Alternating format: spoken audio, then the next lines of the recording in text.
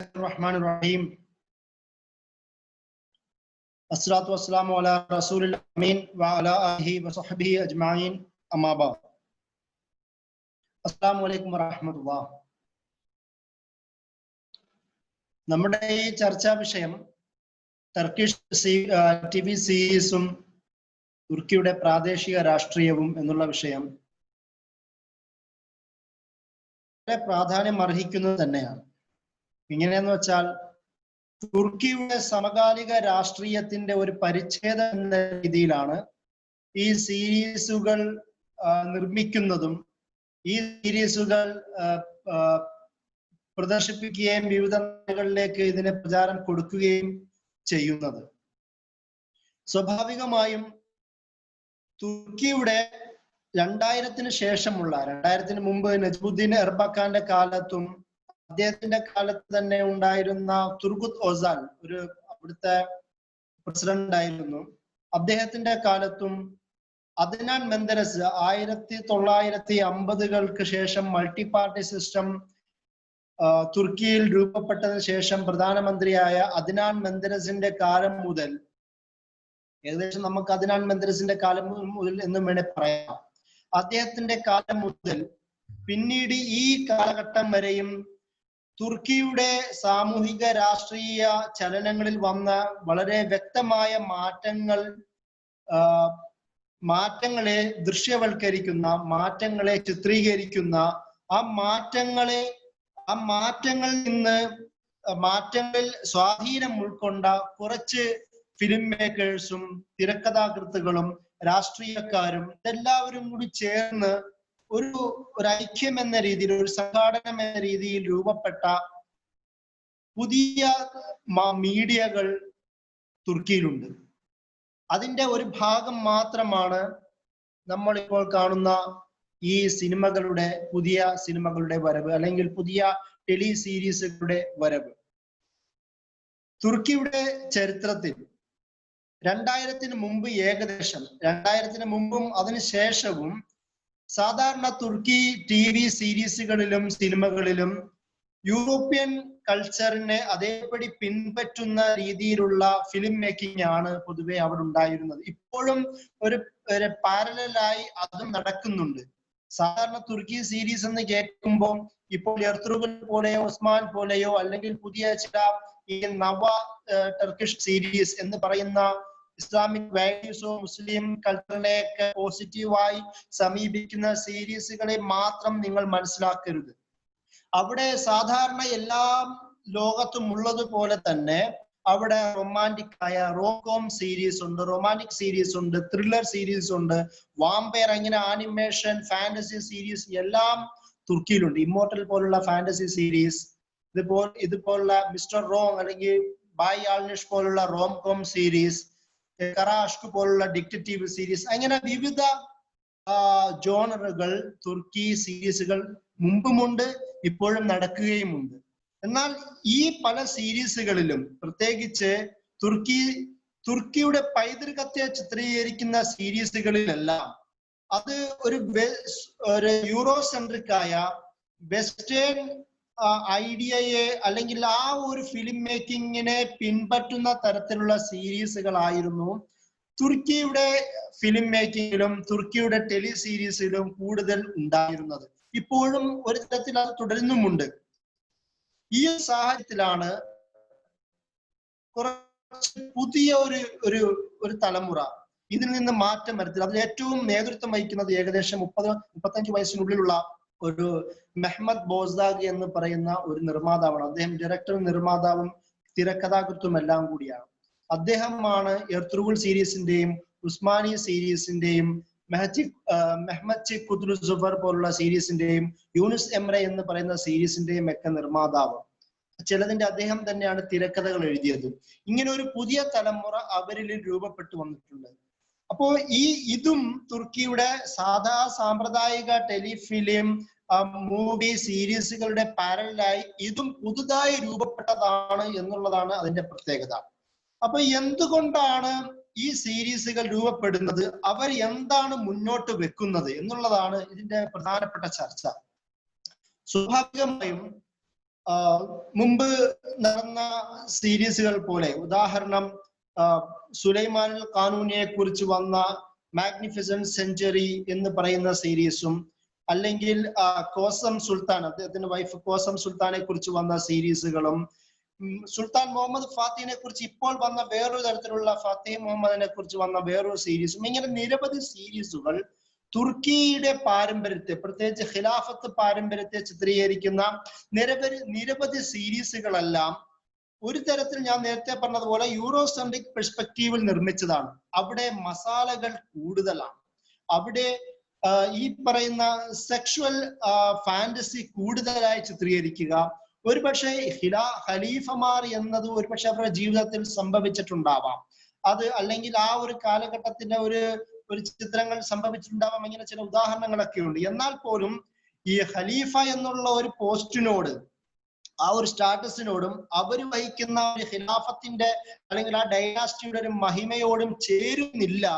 അതുമാത്രമല്ല, തുർക്കിയുടെ ഒരു പാരമ്പര്യ ട്രഡീഷണലായ ആ പാരമ്പര്യത്തെ അതിനെ പിന്തുടരുന്നല്ല ഈ സീരീസുകൾ എന്ന ബോധ്യമാണ് പലരെയും പുതിയ സീരീസുകൾ നിർമ്മിക്കുന്നതിൽ പ്രധാനമായും നിർബന്ധം ചെലുത്തി എന്നുള്ളതാണ്.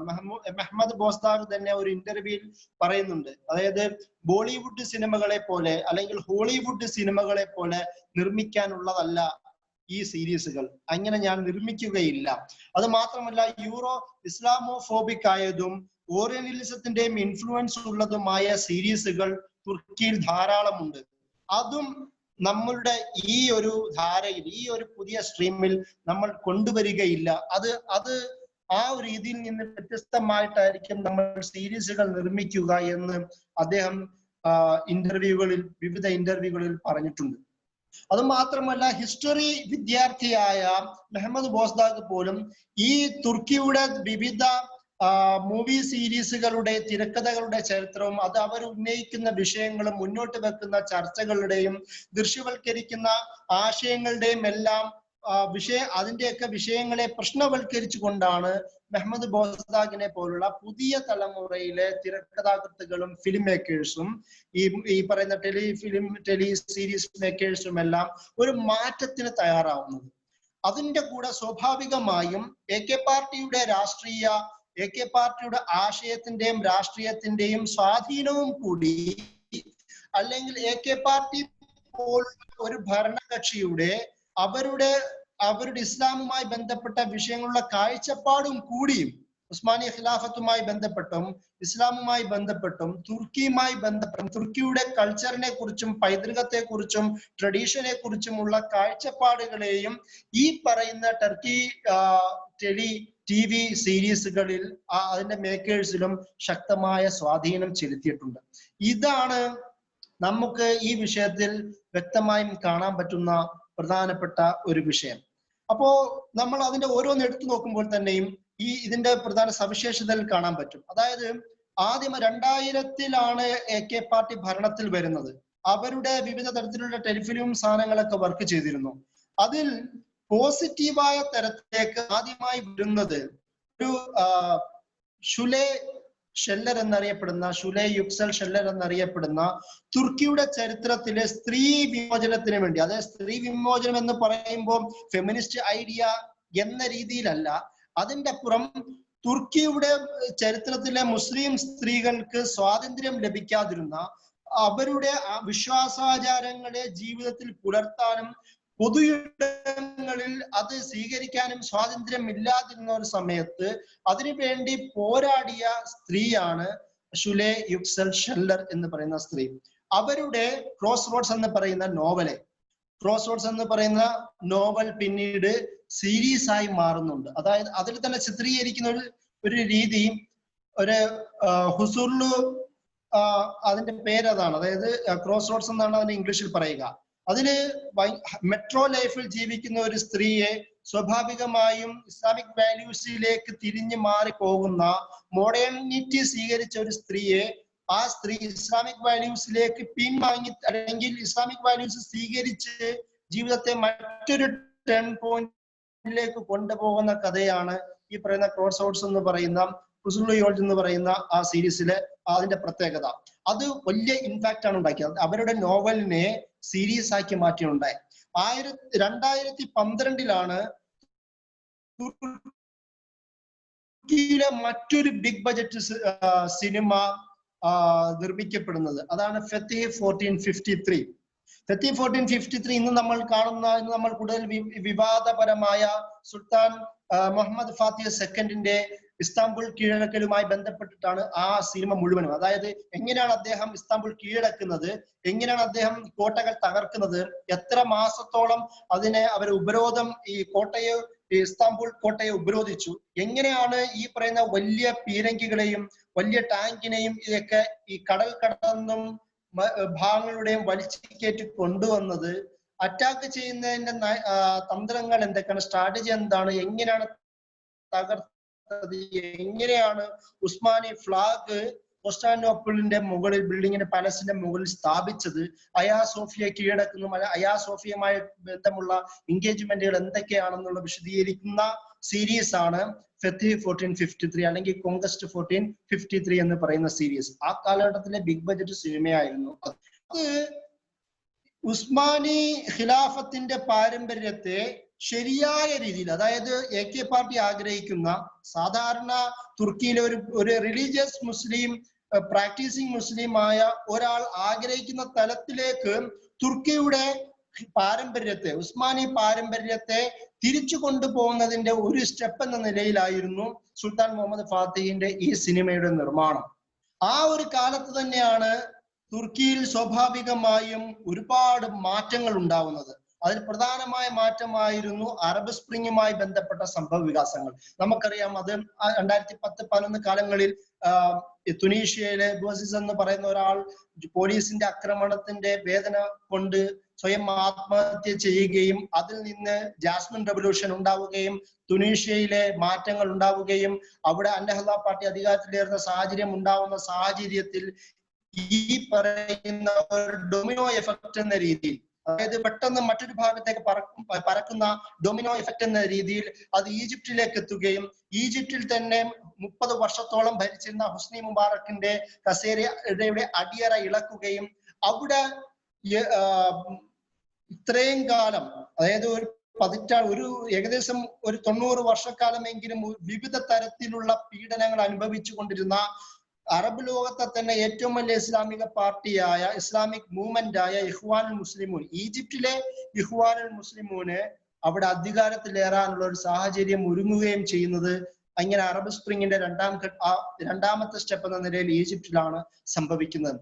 ഇതുമായി ബന്ധപ്പെട്ട് പിന്നീട് വിവിധ ഭാഗങ്ങളിലേക്ക് തൊട്ടടുത്ത മാസങ്ങളിൽ അറബ് ലോകത്തിന്റെയും ഗൾഫ് സ്റ്റേറ്റുകളുടെയും അവസാനം സിറിയയിൽ വരെയും വന്ന് നിന്ന, പിന്നീട് ഇപ്പോ വെസ്റ്റ് ആഫ്രിക്കൻ ഭാഗത്തേക്കും പരക്കുന്ന അറബ് സ്പ്രിങ്ങിന്റെ പുതിയ അലയലുകളുണ്ട്.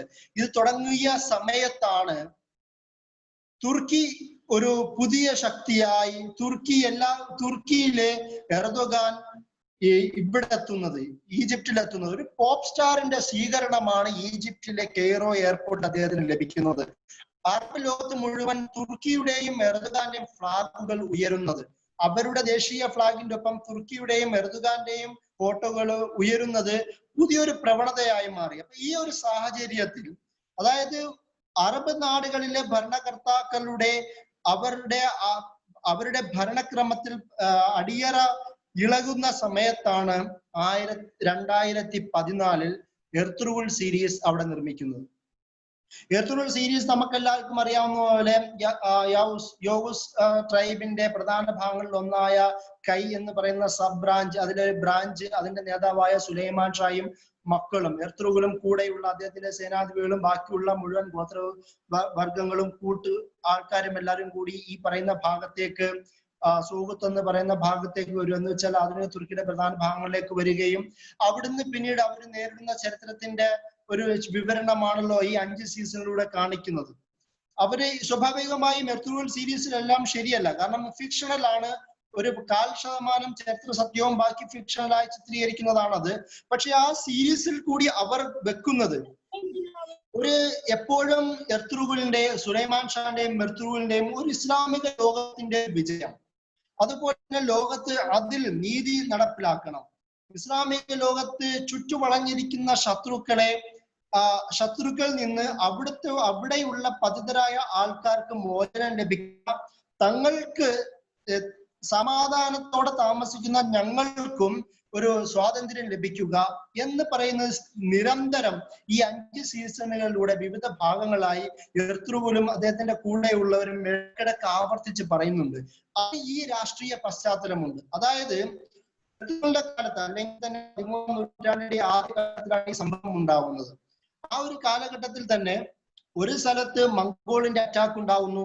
അബ്ബാസി ഖിലാഫത്ത് തകർന്ന കാലത്ത് അവസാനം സെൽജൂക്ക് ഡൈനാസ്റ്റികൾ ഭരിക്കുന്ന ഒരു കാലം, സെൽജൂക്കിൽ തന്നെയും അലാവുദ്ദീൻ ഖൈഖ്ബാദ് പോലുള്ള കുറച്ചൊക്കെ ശക്തിയുള്ള ഒരു ഭരണാധികാരി, അയാളുടെ കീഴിലുള്ള വിവിധ പ്രൊവിൻഷ്യൽ നേതാക്കന്മാർ, ഇങ്ങനെ ഒരു ഭരണകാലഘട്ടമാണ് അദ്ദേഹത്തിന്റെ കാലത്തുണ്ടായിരുന്നത്. എന്നാൽ പോലും ഇവർ ഈ മുസ്ലിം നേതാക്കന്മാർ തമ്മിലുള്ള യുദ്ധപ്രഭുക്കൾ തമ്മിലുള്ള പ്രശ്നം, കോൺഫ്ലിക്റ്റുകൾ, അതിൻ്റെ ഇടയിൽ തന്നെ മറ്റൊരു സൈഡിൽ കൂടി ഈ താത്താരി മംഗോളികളുടെ അറ്റാക്ക് ഉണ്ടാവുക, അതിൽ ഈ കൊനിയൻ ഭാഗത്തിൽ നിന്ന് അങ്ങോട്ട് ഷാം പ്രദേശത്തേക്ക് അങ്ങോട്ട് പോകുന്ന വെസ്റ്റേൺ ഭാഗത്തേക്ക് പോകുന്നിടത്തോളം ആ ഭാഗങ്ങളിലുള്ള ക്രുസേഡ്സ് കുരിശ് യുദ്ധക്കാരുടെ സാന്നിധ്യവും അവരുടെ ഇടക്കിടക്കുള്ള അറ്റാക്കും, ഇങ്ങനെ പ്രധാനപ്പെട്ട 3 ശത്രുക്കളാൽ തന്നെ വലയപ്പെട്ട ഒരു സാഹചര്യമായിരുന്നു അന്ന് അവർക്കുണ്ടായിരുന്നത്. ഒരു സ്ഥലത്ത് ഞാൻ നേരത്തെ പറഞ്ഞതുപോലെ മുസ്ലിങ്ങൾ തന്നെ അധികാരമോഹികളായ പരസ്പരം തല്ലാൻ ആഗ്രഹിക്കുന്ന ഒരു വിഭാഗം, മറ്റൊരു സ്ഥലത്തിൽ പ്രത്യേകിച്ച് ഈ പറയുന്ന അവരുടെ പ്രദേശ വ്യാപനം മാത്രം ലക്ഷ്യം വെക്കുന്ന, അധികാരം നടപ്പിലാക്കാൻ മാത്രം ലക്ഷ്യം വെക്കുന്ന താത്താരികളുടെ ഒരു വിഭാഗം, മറ്റൊരു സ്ഥലത്ത് മുസ്ലിം വിരുദ്ധത കീപ്പ് ചെയ്യുന്ന, ഈ പറയുന്ന പോലെ ഒരു വിരുദ്ധ ആശയങ്ങളാൽ പ്രത്യേക വാണിജ്യമായിരിക്കാം, സമ്പത്തിന്റെ ലക്ഷ്യമായിരിക്കാം, അടിമകളെ പിടിക്കുന്നതായിരിക്കാം, അല്ലെങ്കിൽ ഒരു ക്രിസ്തീയ വികാരം തന്നെ സൂക്ഷിക്കുന്ന കുരിശ് യുദ്ധക്കാരുടെ ഒരു സാന്നിധ്യം.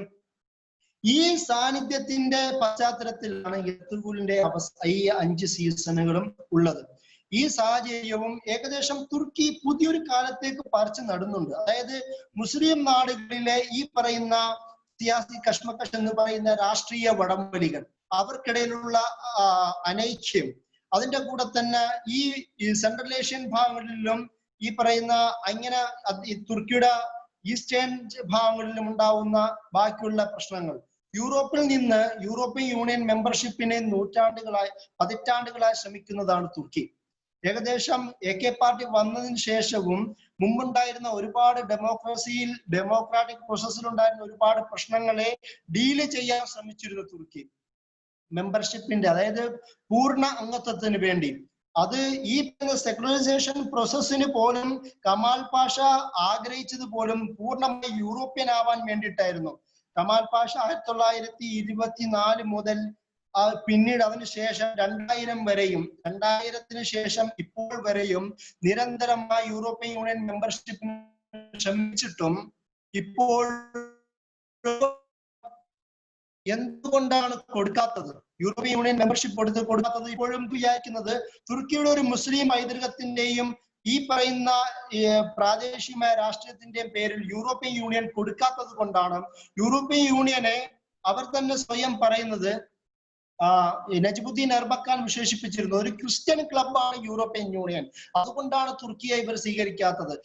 യൂറോപ്യൻ യൂണിയനിലെ മെമ്പർഷിപ്പിന് തുർക്കിക്ക് ശേഷം അപേക്ഷ നൽകിയ പലർക്കും കിട്ടിയിട്ടും, അതായത് തുർക്കിയെക്കാളും ഡെമോക്രസിയിലും വിവിധ ഹ്യൂമൻ റൈറ്റ്സ് ഇഷ്യൂയിലും ഒരുപാട് പിറകെ കിടക്കുന്ന രാഷ്ട്രങ്ങൾക്ക് പോലും മെമ്പർഷിപ്പ് കിട്ടിയിട്ടും തുർക്കിക്ക് കൊടുക്കാൻ മടി കാണിക്കുന്ന ഒരു സാഹചര്യവും കൂടി മുന്നിൽ വെക്കുന്നു. അപ്പം ഇങ്ങനെ ഈ ഒരു പ്രാദേശികമായ രാഷ്ട്രീയ പ്രശ്നത്തിന് മുമ്പിലാണ് ഈ തുർക്കിയിലെ എർത്തുഗുൽ സീരീസ് മുന്നോട്ട് വരുന്നത്. സ്വാഭാവികമായും ഈ ഗൾഫ് രാഷ്ട്രങ്ങളിൽ ഇത് വലിയ പ്രശ്നം ഉണ്ടാക്കുന്നു. തുർക്കിയുടെ ഈ പറയുന്ന അറബ് സ്പ്രിങ്ങുമായി ബന്ധപ്പെട്ട ഇഖ്വാൻ മുസ്ലിമിനോടും അല്ലെങ്കിൽ വിവിധ അവിടുത്തെ സംഘടനകളോടും ജനങ്ങളോടുമുള്ള ഐക്യദാർഢ്യം അവിടുന്ന് പിന്നീട് വന്ന ഭരണകർത്താക്കൾക്ക് തുർക്കിയോടുള്ള വൈരാഗ്യം കൂട്ടാൻ കാരണമാകുന്നു. മൂസിയെ അട്ടിമറിച്ചിട്ട് സിസി ആദ്യത്തെ നേരുന്നത് കൂടി ഈജിപ്തുമായി തുർക്കി ഇടയുന്നു. പിന്നീട് ഇഖ്വാൻ മുസ്ലിമൂന് UAE, സൗദി അറേബ്യ അടക്കമുള്ള ഗൾഫ് സ്റ്റേറ്റുകളും ഈജിപ്തും നിരോധിക്കുന്നു. ഈ ഖത്തർ മാത്രം അതിൽ നിന്ന് ബാക്കിയാവുന്നു. ഖത്തറും തുർക്കിയും തമ്മിൽ ഒരു സൗഹൃദം രൂപപ്പെടുന്നു. ഈ സൗഹൃദത്തിന്റെ പേരിൽ ഖത്തറിനെതിരെ യു എ യും അതുപോലെ സൗദി അറേബ്യയും ഈജിപ്ത് എല്ലാവരും കൂടെ ചേർന്നിട്ട് ഉപരോധം ഏർപ്പെടുത്തുന്നു.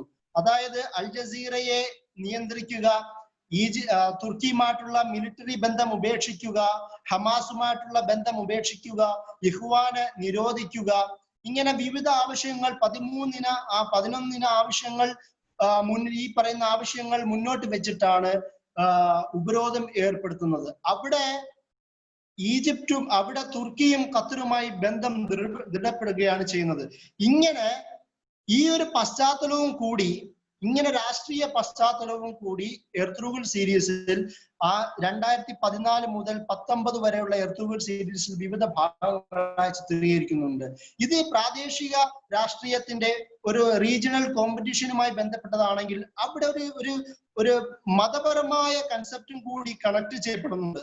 അതായത് ഇബ്നു അറബിനെ പോലുള്ള വിവിധ സൂഫി സ്കോളേഴ്സിന്റെ, തസവൂഫ് എന്ന് പറയുന്നത് ഇസ്ലാമിക ലോകത്ത് കൂടുതൽ വിവാദപരമായ ഒരു ടെർമിനോളജിയും ഒരു ആശയധാരയുമാണല്ലോ. അപ്പൊ ആ ഒരു സാഹചര്യത്തിൽ തസവൂഫിനെ പോലെ കാര്യങ്ങൾ കൂടുതൽ പ്രചാരം നൽകുന്നതിൽ സൗദി അറേബ്യയിലുള്ള വിവിധ പണ്ഡിതന്മാർ വിമർശിക്കാൻ തുടങ്ങി, ഗൾഫിലെ സ്റ്റേറ്റിലുള്ള വിവിധ പണ്ഡിതന്മാർ വിമർശിക്കാൻ തുടങ്ങി. ഈജിപ്തിലെ ദാറുൽ ഇഫ്ത ഫത്വ ഇറക്കി ഇത് നാട്ടിൽ ഫിത്തിനെ ഉണ്ടാക്കാനുള്ള ശ്രമമായിട്ടാണ്, അതുകൊണ്ട് നിരോധിക്കണമെന്ന് പറഞ്ഞ് നിരോധിക്കാൻ ഫത്വ ഇറക്കി. സൗദിയിലെയും യു എയിലെയും ഉള്ള ഇതേപോലെ തന്നെ മതപരമായ നേതൃത്വത്തെ ഉപയോഗിച്ചുകൊണ്ട് തന്നെ ഈ എർത്തുഗുൽ സീരീസിനെ നിരോധിക്കാൻ അവര് തയ്യാറെടുത്തു. ഇങ്ങനെ ഈ തരത്തിലൊരു മതകീയ മാനവും കൂടി ഈ എർത്തുഗുൽ സീരീസുമായി കണക്ട് ചെയ്യപ്പെടുന്നുണ്ട്. ഇത് കൂടുതൽ ഞാനത് പറയുന്നില്ല, ബാക്കി നിങ്ങൾക്ക് അറിയാമായിരിക്കും. എർത്തുഗുൽ സീരീസിന് ശേഷം വന്ന ഇപ്പോൾ ബോസ്താഗ് തന്നെ നിർമ്മിക്കുന്ന ഒരു സീസൺ കഴിഞ്ഞ കുർലുഷ് ഉസ്മാൻ എന്ന് പറയുന്നതും ഇതേപോലെ തന്നെ ഇതേ വികാരം എർത്തുഗുലിന്റെ മകനായ ഉസ്മാനിയ ഖിലാഫത്തിന്റെ സ്ഥാപകൻ എന്ന് നമ്മൾ വിളിക്കുന്ന ഉസ്മാൻ ബേയുടെ ജീവിത കഥയെ ചിത്രീകരിക്കുന്നതാണ്. അവിടെയും ഷേഖ് എദബലി എന്ന് പറയുന്ന ഹാജി എബ്രാൻ ബലിയുടെ ശിഷ്യനായ അല്ലെങ്കിൽ യൂനിസ് എമരയുടെ ശിഷ്യനായ ഷേഖ് എദബലിയുടെ ജീവിതകഥയും ഇതിന്റെ കൂടെ പോകുന്നുണ്ട്. അതായത് ഉസ്മാൻ സ്ട്രീം എന്ന് പറയുന്ന, ഉസ്മാന്റെ സ്വപ്നം എന്ന് പറയുന്ന ഒരു സംഭവം തുർക്കിയുടെ ഉസ്മാനി ഖിലാഫത്തിന്റെ ചരിത്രത്തിൽ തന്നെ രേഖപ്പെടുത്തപ്പെട്ടിട്ടുണ്ട്. അതില് ഉസ്മാൻ പറയുന്നത് ഷേഖ് എദബലിയുടെ ഹൃദയത്തിൽ നിന്നും ഒരു പ്രകാശം ഉസ്മാൻ ഖാന്റെ ഹൃദയത്തിലേക്ക് വരികയും അതിൽ നിന്നൊരു സുന്ദരമായ ഒരു വൃക്ഷം രൂപപ്പെടുകയും ചെയ്യുന്നു എന്ന് പറയുന്നു. അപ്പം അതോടുകൂടി ഷേഖ് എദബലി അതിനെ വ്യാഖ്യാനിക്കുന്നുണ്ട്. അങ്ങനെ ഷേഖ് എദബലിയുടെ മകളെ ഇദ്ദേഹത്തിന് വിവാഹം കഴിച്ചു കൊടുക്കുകയും അതിന്റെ കൂടെ ആ ഒരു മതപരമായും അതുപോലെ ഭരണപരമായ ഒരു ബന്ധം പുനഃസ്ഥാപിക്കുകയും ചെയ്യുന്നുണ്ട്. ഇതേപോലെ ഒരു സംഭവം എർത്തുഗുലിന്റെ ജീവിതത്തിലും സംഭവിക്കുന്നുണ്ട്. ഇബ്നു അറബി വിവിധ ഘട്ടങ്ങളായി എർത്തുഗുലിനെ വിവിധ ഭാഗങ്ങളായി ഉപദേശിക്കുന്നത് നമുക്ക് കാണാം. പക്ഷെ ആ രീതിയിലൊന്നും ഇബ്നു അറബിയുടെ ജീവിതം ഇത്രയും വിശാലമായിട്ടൊന്നും ഉസ്മാനി ചരിത്രത്തിലില്ലെങ്കിലും പലതും ഫിക്ഷണലാണ്. എന്നാൽ പോലും ഇബ്നു അറബിയിലേക്ക് ചേർക്കപ്പെടുന്ന, ശരിയാണോ ഇല്ലയോ എന്ന് ചരിത്രന്മാർ സംശയിക്കുന്നുണ്ടെങ്കിൽ പോലും അഷ്ജറ നൊമാനിയ ഫി ദൗല ഉസ്മാനിയ എന്ന് പറയുന്ന കിതാബിനെ 15ഉം 16ഉം നൂറ്റാണ്ടുകളുള്ള ഉസ്മാനിയ ഖിലാഫത്ത് ആ കിതാബിനെ വല്ലാതെ ആകർഷിച്ചിട്ടുണ്ടായിരുന്നു. കാരണം ഇബ്നു അറബി ഉസ്മാനിയ ഖിലാഫത്ത് ദൗല ഉസ്മാനിയ എന്ന് പറയുന്ന എർത്തുഗുലിന് ശേഷം അദ്ദേഹത്തിന്റെ മക്കൾ പരമ്പരയിൽ കൂടി ഒരു മുസ്ലിം ദൗലത്ത് രൂപപ്പെടാൻ സാധ്യതയുണ്ട് എന്ന് പറയുന്ന ചിന്തകൾ പറഞ്ഞിട്ടുണ്ടായിരുന്നു. അതുകൊണ്ട് തന്നെ ആവണം ഇബ്നു അറബിയെ 15ഉം 16ഉം നൂറ്റാണ്ടുകളിൽ ആ ഒരു കാലഘട്ടം അവസാനം വരെയും ഇബ്നു അറബിയെ ഒരു ഖിലാഫത്തിന്റെ ഒരു വലിയ ആത്മീയ നേതാവായി ചിത്രീകരിക്കുന്ന സാഹചര്യം ഉണ്ടായിട്ടുണ്ട്. ഇതും ഇബ്നു അറബിയുടെ ഈ സാന്നിധ്യവും ഈ പ്രാദേശിക രാഷ്ട്രീയത്തിലെ അല്ലെങ്കിൽ പ്രാദേശിക മുസ്ലിം ഇസ്ലാമിക ചർച്ചകളിൽ പ്രശ്നവൽക്കരിക്കപ്പെടുകയും ചെയ്തിട്ടുണ്ടായിരുന്നു. ഇതുപോലെ തന്നെ മറ്റൊരാളാണ് യൂനിസ് എംറെ.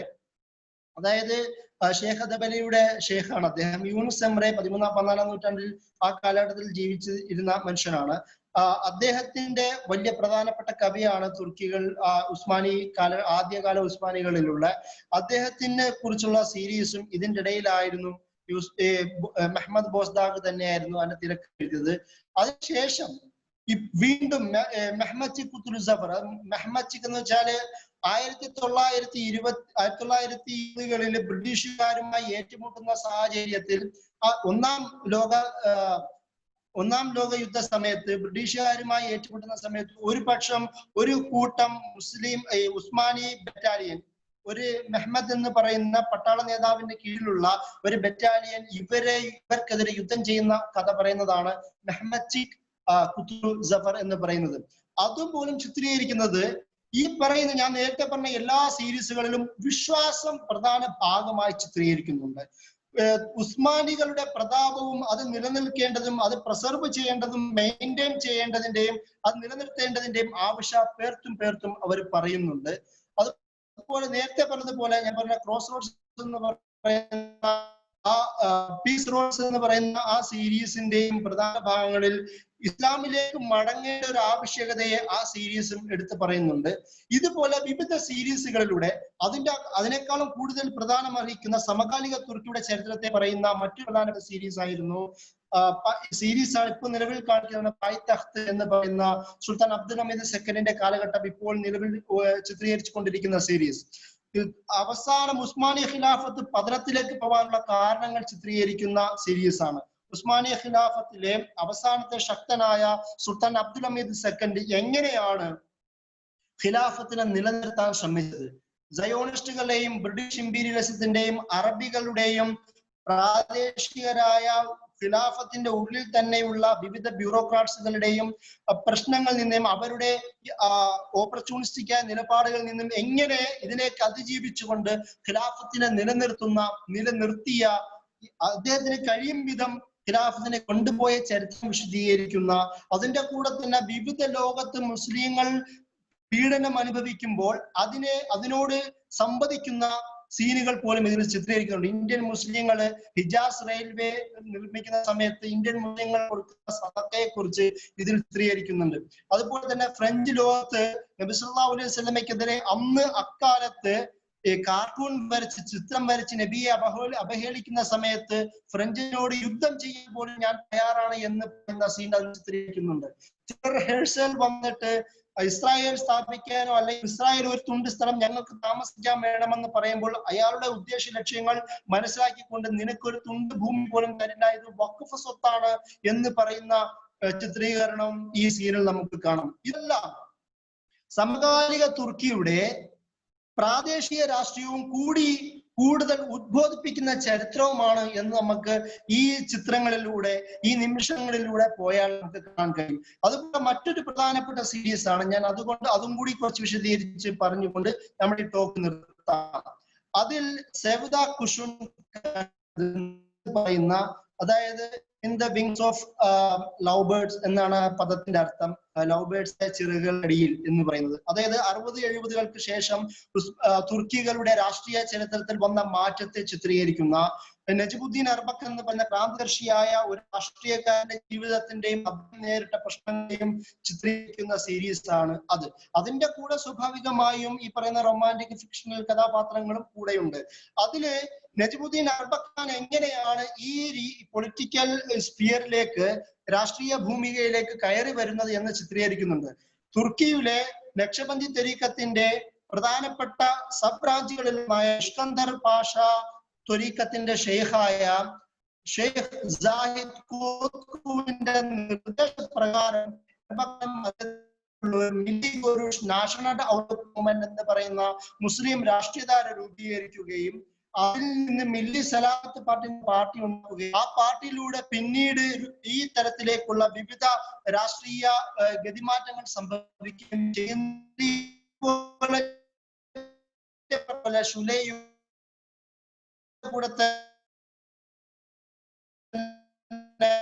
പ്രധാനപ്പെട്ട ചിന്തകരെയും വിവിധ ആൾക്കാരെയും ചിത്രീകരിക്കുന്നുണ്ട്. അതും കൂടെ ഒരു ചെറിയൊരു ഇമാം ഖത്തീബ് കോഴ്സിൽ പഠിക്കുന്ന എർദുഗാന്റെ ചെറിയ സീനും കാണിക്കുന്നുണ്ട്. എർദുഗാൻ അവിടെ പ്രഭാഷണം നടത്തുന്ന സീൻ, ഇതുപോലെ ഈ പറയുന്ന നേതാക്കന്മാർ വരികയും എർദുഗാനെ വളരെ സന്തോഷപൂർവ്വം നോക്കുന്ന സീനുകളൊക്കെ ചിത്രീകരിക്കുന്നുണ്ട്. എന്താണ് ഈ പറയുന്ന സീനുകൾ ചിത്രീകരിക്കുന്നതെന്ന് വെച്ചാൽ, രാഷ്ട്രീയത്തിൽ കടന്നു വന്ന വിവിധ രാഷ്ട്രീയ സന്ദർഭങ്ങളെ ചിത്രീകരിക്കുന്നതിലൂടെ തുർക്കിയുടെ ഈ പറയുന്ന രാഷ്ട്രീയ പശ്ചാത്തലം എന്താണ്, ഇന്ന് കാണുന്ന മാറ്റങ്ങൾക്ക് കാരണം എന്താണ് എന്ന് കാണിക്കുന്ന സീരിയലും കൂടിയാണ് സേവ് ദ ഖുശുൻകനദിന്ദ.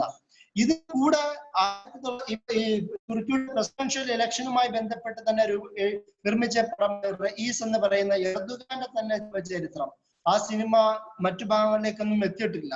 ആ സിനിമ എങ്ങനെയാണ് വെൽഫെയർ പാർട്ടിയുടെ ഇസ്താംബുൾ മേയറായ എർദോഗാനെ ജയിലിടുന്നതും അതുമായി ബന്ധപ്പെട്ട ആ സമയം നടന്ന വിവിധ പ്രക്ഷോഭങ്ങളെയും പ്രകടനങ്ങളെയും വിവിധ വിഷയങ്ങളെയും ഇസ്ലാമിക ചിഹ്നങ്ങളെയും തൂത്തെറിയാനുള്ള പട്ടാള അട്ടിമറിയെയും എറിഞ്ഞ പട്ടാള അട്ടിമറിയെയും പട്ടാള നേതാക്കന്മാരെയും ഇത് നേരിട്ട എർദോഗാനെ പോലുള്ള ബാക്കിയുള്ള വെൽഫെയർ പാർട്ടിയുടെ നേതാക്കന്മാർ നേരിട്ട പ്രശ്നങ്ങളെയും എല്ലാം ചിത്രീകരിക്കുന്ന സീരീസ് ആണ്, സിനിമയാണ് റഈസ് എന്ന് പറയുന്ന സീരീസ്. ഇങ്ങനെ തുർക്കിയുടെ സമകാലിക രാഷ്ട്രീയത്തെയും പ്രാദേശിക രാഷ്ട്രീയത്തെയും ഒരുപോലെ മുന്നിൽ കാണാൻ ഈ സീരീസുകൾ കഴിഞ്ഞിട്ടുണ്ട്. തുർക്കി ഇതൊരു സോഫ്റ്റ്വെയർ ഡിപ്ലോമസി എന്ന നിലയിൽ ഉപയോഗിച്ചിട്ടുമുണ്ട്. അങ്ങ് ദൂരെയുള്ള ലാറ്റിൻ അമേരിക്കൻ നാടുകൾ മുതൽ എക്സ്ട്രീം വെസ്റ്റേൺ നാടുകൾ മുതൽ നമ്മുടെ സൗത്ത് ഈസ്റ്റ് ഏഷ്യയിലെ വിവിധ ഭാഗങ്ങൾ വരെയും ഈ പറയുന്ന ടർക്കിഷ് സീരീസുകൾ ഒരുപാട് ഭാഗത്ത് പോയിട്ടുണ്ട്. ഈ എർത്തുഗറുലിന് മുമ്പേ തന്നെ നിരവധി സീരീസുകൾ സുനഹരി തിത്തലിയ എന്നൊക്കെ പറഞ്ഞു പോലുള്ള വിവിധ റോംകോം സീരീസുകൾ പാകിസ്ഥാനിൽ മുമ്പേ തന്നെ ഉറുദുവിലേക്ക് ഡബ് ചെയ്തിട്ടുണ്ടായിരുന്നു. പക്ഷേ നേരത്തെ പറഞ്ഞതുപോലെ അതൊക്കെ ഒരു തുർക്കിയിലെ പാരലായ സാമ്പ്രദായികമായ TV സീരീസുകളായിരുന്നു. എർദോഗാനും ഇമ്രാൻഖാനും തമ്മിലുള്ള സന്ധി സംഭാഷണങ്ങളുടെ ഫലമായിട്ടാണ് ഈ പറയുന്ന ഉറുദു ഭാഷയിലേക്ക് ഡബ് ചെയ്യുന്നതും അത് നമ്മുടെ ഇന്ത്യയിലും സൗത്ത് ഏഷ്യയിലും ശക്തമായ പ്രചാരം ലഭിക്കുകയും കേരളത്തിൽ പോലും നമുക്കിടയിൽ പോലും ഇങ്ങനെ ഒരു ചർച്ച നടത്താനുള്ള സാധ്യത ഒരുക്കുന്നത് പോലും ആ സോഫ്റ്റ്വെയർ ഡിപ്ലോമസിയുടെ ഇമ്പാക്റ്റിന്റെ ഇൻഫ്ലുവൻസിന്റെ ഫലമായിട്ടാണ്. ഈ തരത്തിൽ വിവിധ രാഷ്ട്രങ്ങളിൽ പോസിറ്റീവായും അറബ് രാഷ്ട്രങ്ങളിലെ ചില രാഷ്ട്രങ്ങൾ ഞാൻ നേരത്തെ പറഞ്ഞതുപോലെ നെഗറ്റീവായും തരത്തിലുള്ള വിവിധ തരത്തിൽ രാഷ്ട്രീയ മേഖലയിലും മതമേഖലകളിലും വിവിധ തരങ്ങളിൽ ഇൻഫ്ലുവൻസ് ചെലുത്താൻ കഴിഞ്ഞ സീരീസാണ്. ഈ സീരീസ് AK പാർട്ടി തങ്ങളുടെ ഇമേജിനെ ഒരുപോലെ തന്നെ ദേശീയമായും അന്തർദേശീയമായും ഇമേജിനെ പരിപോഷിപ്പിക്കാനും തുർക്കിയുടെ പാരമ്പര്യത്തെയും കൾച്ചറിനെയും അവരുടെ പൈതൃകത്തെയും ഏറ്റുപിടിക്കുന്നവരാണ് എന്ന് കാണിക്കുന്ന തരത്തിലുള്ള സീരീസുകൾ ചിത്രീകരിക്കുകയും ചെയ്യുന്നുണ്ട് എന്നുള്ളതാണ് ഇപ്പോഴത്തെ സമകാലിക ചരിത്രം നമ്മളെ എടുത്തു കാണിക്കുന്നത്. ഈ തരത്തിൽ തുർക്കി സീരീസുകളുടെ പുതിയ ഈ നവ സീരീസ് നിർമ്മാണത്തിന്റെ ഒരു ഇമ്പോർട്ടന്റ് ഇനിയും വരും കാലങ്ങളിൽ ഒരുപാട് സീരീസുകൾ വരാൻ കാരണമാകും. മിക്കവാറും ധാരാളം കഥകൾ, ഒരുപാട് ട്രാജഡികളുടെ, ഒരുപാട് മർദ്ദനങ്ങളുടെ കഥകൾ തുർക്കിയുടെ ആധുനിക രാഷ്ട്രീയ നേതാക്കന്മാർക്കും അവിടുത്തെ വിവിധ ഇസ്ലാമിക വാല്യൂ പിന്തുടരുന്ന വിവിധ ഭാഗങ്ങളിൽ മികച്ചു നിൽക്കുന്ന കലാകാരന്മാർക്കും അനുഭവിച്ചിട്ടുണ്ട്. അതുകൊണ്ട് തന്നെ ഇതേ ജോണറിൽപ്പെട്ട വിവിധ സംഭവങ്ങൾ ഇനിയും നിർമ്മിക്കപ്പെടാനാണ് സാധ്യത. അതുപോലെ തന്നെ സെൽജുക് ഡൈനാസ്റ്റിനെ പോലെ തന്നെയും ഇങ്ങനെ വിവിധ കാലങ്ങളെ പോലെയും TV സീരീസുകൾ നിർമ്മിക്കുന്നത് പോലെ ഇനിയും പുതിയ സീരീസുകൾ വരാനാണ് സാധ്യത. അത് പറഞ്ഞുകൊണ്ട് ഞാൻ നിർത്തുന്നു. വാഹുദാന അൽഹംദുലില്ലാഹി റബ്ബിൽ ആലമീൻ. അസ്സലാമു അലൈക്കും. വലൈക്കും അസ്സലാം വറഹ്മത്തുള്ളാഹി.